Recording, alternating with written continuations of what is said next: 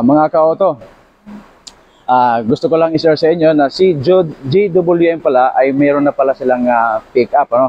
So ipapakita ko sa inyo yung bago nilang GWM Canon Pilot pick-up na 4x2 manual transmission. Tara, silipin natin.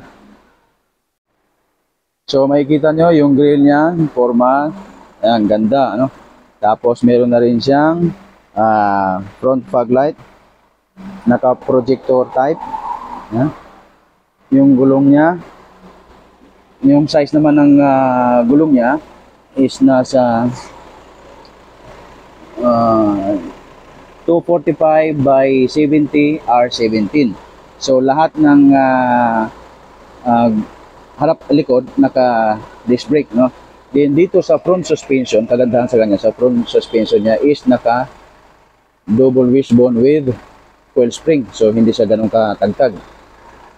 Tapos doon sa mga nag-stencil, no, yung kanyang chassis number, yung chassis number nandito sa may front side passenger dito sa ito. Ayan siya. Diyan banda sa may yung chassis, yung chassis number, then yung kanyang engine number nasa ilalim. Sa ilalim ng engine. So, naka-stepboard na rin siya. Then, dito sa loob, nakikita nyo, ito, naka-leader to dito. So, naka-all power, central lock, window, and power window. Then, naka-auto fold din yung kanyang side mirror. Then, dito sa may driver side, naka 6-way electric power adjustment ng upuan. Tapos, dito sa steering wheel, yan, very convenient, no? Mayroon na siyang cruise control, yan, Bluetooth. Tapos ito pala, naka 180 degrees yung camera. So, ibig sabihin, nandun sa may right side tsaka sa rear side. Then, dito naka-analog. Pero meron na rin siyang infotainment na 10 inches na infotainment na touchscreen. So, yung aircon adjustment, pwede touchscreen, pwede ring manual. Then, meron na rin siyang Apple CarPlay, Android Auto. Then, ito nga pala, si Canon Pilot 4x2 manual transmission ay naka 6 speed. So, ang horsepower, 161 horsepower by 480 max torque. Then, meron na rin siyang cup holder. Ayan. Meron na rin central center console box. Meron na rin siya.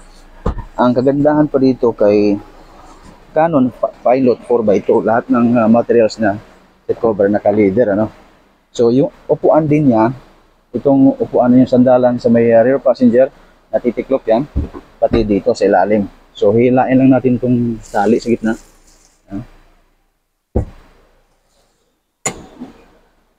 So makikita, ano. Hindi siya ganun kita, pero yan, may ano yan, may pwedeng lagyan ng gamit dito sa loob, no? Kasi naangat tong upuan niya.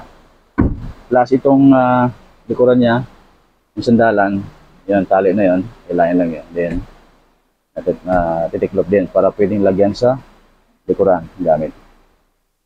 So ito sa nakikita dito sa rear suspension, naka leaf spring. Then meron na rin siyang 2-eye sensor. So ito, dahil buhay na maano kung benta to, so sinurprise ko si client kasi ito kasi naka-spray on bed liner na siya. So sinurprise ko si client, nilibre ko sa kanya yung bed liner mismo, yung fiber plastic na bed liner. Then sa nakikita ko dito sa kay Canon Pilot 4x2, kahit standard size pickup siya, pero siya yung nakikita ko mas malalim, mas malapad, tapos mas malaki yung kanyang trunk bed space, ano? Yung cargo space niya sa likod, malaki. Then, ang warranty, itong kagandahan dyan, itong si GWM ay 100% China. Tapos yung engine niya is gawa na ng GWM. So, original gawa yon. Then, joint venture siya Huwag kayo mabibigla. Joint venture siya ng BMW and Toyota. So, ang kanyang warranty, bumper to bumper, 7 years or 200,000 kilometers, whichever comes first. Then, ang kanyang powertrain, kasama transmission, is 10 years or 1 million kilometers. So, ang first change oil is 5,000 kilometers. Ang interval naman, every 10,000 kilometers. Yung price, ito ang pinakaganda dyan, no? Specs, features, forma, yung size ng pickup, ganda, nandun na. Pero yung price niya sa 4x2 Canon Pilot manual transmission is, okay, bigla, is halagang 1,048,000. Sa 1,048,000, may mabibili ka na ganitong klaseng gandang pickup durability.